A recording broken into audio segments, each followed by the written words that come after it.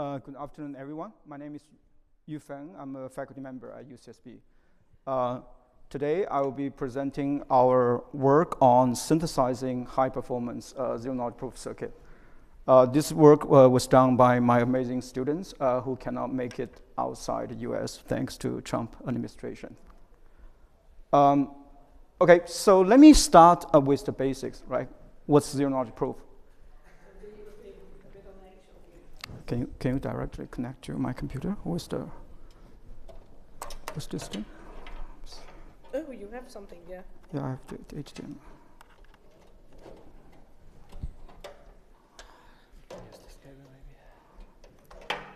No, but he changed it to, he connected here. Oh, okay, yeah. Right here.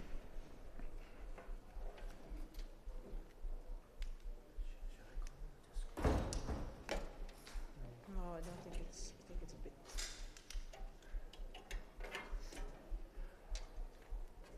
Okay, maybe we should go back to the original option. But that's okay, I will stand here. I know how to hold it. Give the talk, else we... Okay, thank you so much. Let me start with the basic, what's ZK, okay? So a ZK protocol involves two parties, where one, the prover, is trying to convince the verifier some computation is true without revealing the computation details. And here, the computation can be abstract using, let's say, a function p of x1, x2, etc. Whereas you don't want to reveal some of the parameters, such as x1, right? It can correspond to some private key or sensitive data that you don't want to reveal. And a very well-known zero-knowledge proof example is the game Where's Wallet, right? In which you and your friend, you try to find the locations of wallet, but you don't want to, you want to convince your friend that you found the solution without actually revealing the solution. Okay, so this sounds paradox. In this case, one of the ZK solution is that you can actually find a cutoff, right? You can find a cutoff to show the face of wallet, and then so that you can convince your friend you find a solution without revealing where it is. So you can even generalize zero-knowledge proof to common well-known problems such as three-coloring problem, right? So you can convince the verifier that you found a solution given a graph G without revealing what the solution is going to be. And if you instantiate this magic computation P to parametrize to, let's say, a blockchain transaction that involve your amount as well as a balance, that's basically effectively the black bones of the Tornado Cash, which enable private crypto concurrency. And recently, people even try to apply zero-knowledge proof to try to verify a given image or article was being actually modified by humans, not AI, without revealing what the content is going to be. So all in all, so you can think of zero-knowledge proof as the fundamental layer of blockchain ecosystem. On the other hand, writing correct yet efficient zero-knowledge proof circuit is highly non-trivial. Okay? On one side, we have some kind of compiler for doing the automation, whose job is to translate your zero-knowledge proof programs into a low-level ZK circuit. But those circuits end up with too inefficient to be practical for any like large-scale applications. So that's why you see for most of the big applications, they require a tons of domain expert, typically a cryptographer that spend months or even years of effort optimize those zero-knowledge proof circuits, which is obviously what the goal of today's talk, right? So we want to unify the best of both work. So here by unifying, meaning that first, given specifications of the computation, right? This specification can be expressed using formal specification or some reference implementations. We do want a compiler to generate a low-level circuit, right? Because that's too much for any human being. And on the other hand, so we also want our compiler to be as smart to enable some domain expert insight, in a sense that we want the compiler to be able to generate highly comparable circuit with respect to the one that's written by human expert. And how do we do that?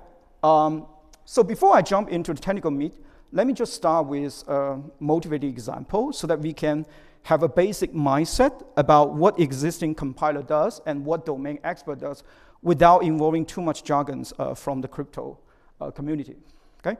So suppose I have a programs on the left-hand side, okay? So the programs are, it's very simple in the sense that I have an array of few elements, and I also have an accumulator, which is initialized to be 0, okay? And then I have a loop who is going to iteratively perform additions or subtractions on the accumulator, depending on whether the indices of the element is going to be an even number or an odd number, right? So very simple computation.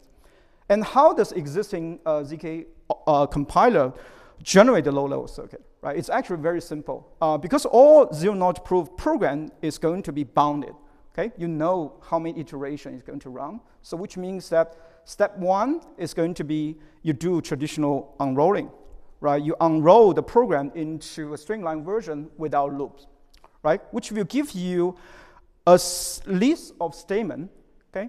And those lists of statements, of course, they cannot be consumed by existing proof systems. What does existing proof system does is actually very simple, right? In the sense that they predefine a certain template, which they call it polynomial equations, okay? So which means that every single statement in your original program needs to be instantiated and rewrite into their template, which they call it custom gate. Which they call it standard gate, okay? So once you rewrite every statement of your program into the standard gate, and so you can actually turn your original computation, which contains a list of statements, into a table format on the right-hand side, okay? So here, as you can see, every single row corresponds to your statement, and every single column corresponds to whether your efficient is going to be 0 or non-zero, depending on the shape of your statement, right? So which means that once you have this kind of table representation, so which means that the entire performance of zero-knowledge proof system is going to be proportional to the size of your table, okay? So in this case, as you can see, the size of the table is going to be 80, okay? So which roughly represent the cost. But obviously, this is not the best way to do that, right? If you are a domain expert, especially if you are in the area of invariant synthesis, invariant generation, you will notice that there is a much, much better way to summarize the computations of this piece of code, right? So you can take a look at the example at the bottom. So in this case, you can think of this as kind of relational invariance in which you try to summarize the computations by using not just the elements of the current iteration, but you also refer to the elements in the next iterations. Okay? As you can see, with this kind of a relational invariant, you can actually summarize the computation in a much, much compact way. However, the problem is that, well, in this case, right now, you cannot naively fit the current expression into the standard template. So as a result, existing proof system, they provide a fancy name for this called custom gate, in which you can define your own polynomial equations. And with that, you can actually construct a new table that's much, much smaller. For instance, in this case, it's going to be a table of size 16, which is much, much cheaper than the previous one. So this is the exercise between a human versus a compiler. Now, the question is that how do we do that automatically, right? That's where we are going to throw our decades of effort from the synthesis community, right? We start from the program on the left-hand side, and we first do unrolling, right? Unrolling, partial evaluations, constant folding, etc. You know all the drill. And at this point, you might wonder, hey, professor, I know this episode. Do you just need to define a DSL for your invariant, and then you try to automatically synthesize the relational invariance such that it is equivalent to the one on the left-hand side, but also it's going to be smaller with respect to the number of statements and the number of variables, right? That's correct and not correct. So correct in the sense that it summarizes a high-level idea. Incorrect in the sense that if you do that in a naive way, in the sense that if you do this kind of global program synthesis, you won't be able to scale, as I'm going to show you in the evaluation. So what we are going to do is that we are going to first do some program analysis, okay, on the program on the left-hand side. So we are going to construct a data flow graph, okay? A data flow graph which represents every single node corresponds to the statement, and every single every edge corresponds to the data flow dependency. And the idea of getting this data flow graph is because the graph might involve some of the very nasty computations that involve strong connected component. We know that that's going to be a nightmare for any kind of program analysis. Right, so once we have this graph, we are going to get rid of all the strong connected component, which will give us a set of subgraph, okay, which is going to be SCC free. And for instance, in this example, one of the subgraph is going to involve statement 4 at the top, and the second subgraph is going to involve 1, 2, 3, which correspond to the code snippet at the bottom. Okay? And then for every single code snippet, that's where we are going to involve all the hammer from the deductive-based program synthesis community, right? And we're going to perform deductive guided search such that we try to complete the missing program in a way that first, it has to be equivalent to the original statement that we try to synthesize. And this is also an instance of optimal synthesis because we also want the expression that we end up synthesizing to be both optimal with respect to the number of statements as well as the number of variables. And there's a whole bunch of detail in the paper, but putting it all together, you can think of at the top, so our tool is going to consume any kind of ZK program, okay? And then what we're going to do is that we're going to convert that into our intermediate representations, which is going to be loop-free. And after that, we are going to perform compositional analysis to decompose a gigantic program synthesis instance into multiple smaller tasks. Whereas for every single task, we are going to perform deductive guided program synthesis, which end up with an optimized version in our intermediate representation, and that's where we are going to involve the code generation, which will give us a design backend, depending on what kind of backend you're going to generate. And we support most of the mainstream proof system. And is this working? We do evaluate on a set of benchmarks from a variety of open source projects. And we compare against all mainstream ZK compiler and programming languages, including Noya, which is one of the most popular one. So here we compare against 4 matrices. And the first one is a compilation time. Because we do some kind of a heavy, sort of a heavy symbolic analysis, right? We want to make sure that it doesn't mess up with the performance that much.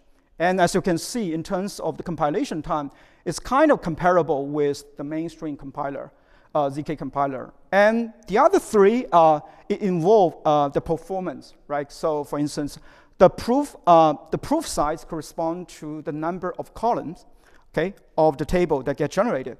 And as you can see, because Noya is using a whole bunch of standard gate, it doesn't do custom gate. So as a result, as you can see, the proof size of Noya is always a constant size, whereas our compiler is going to generate this kind of proof on the fly. As you can see, it's going to be vary according to different benchmarks. And finally, the proving time is going to be bounded by the number of rows. The fewer, the better. So the takeaway is that, as you can see, by comparing again our tool against Noya, so you can see a huge reductions in terms of both proof size as well as proving time without sacrificing too much on the compilation time. And then you can, if you see the other result with, let's say, CERC compiler from Oakland 2022, as well as Circon, which also published a bunch of paper in the PR community, you can see a consistent reduction, which is about 70% to 80% reductions.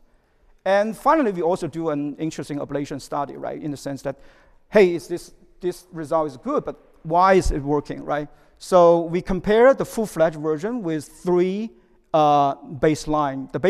The first one base corresponds to just a naive enumerative search, whereas the second one plus S corresponds to the one that apply deductive reasoning, and the third one corresponds to with and without decomposition analysis. And as you can see, why each of the baseline can solve some of the benchmark, but none of them can solve all without combining everything together. To summarize, so we propose Tabby, one of the first ZK compiler that enable program synthesis as a pipeline. And then the result, we show that we significantly outperform mainstream ZK compiler with an average of 70% reductions. And And all the result and data and code base are publicly available. Feel free to try it out. And thank you. Thank Happy you. to answer any questions. You can take it to the break because we're a bit running out of time. So if someone got one quick question, if not, we can take it for coffee, with the coffee.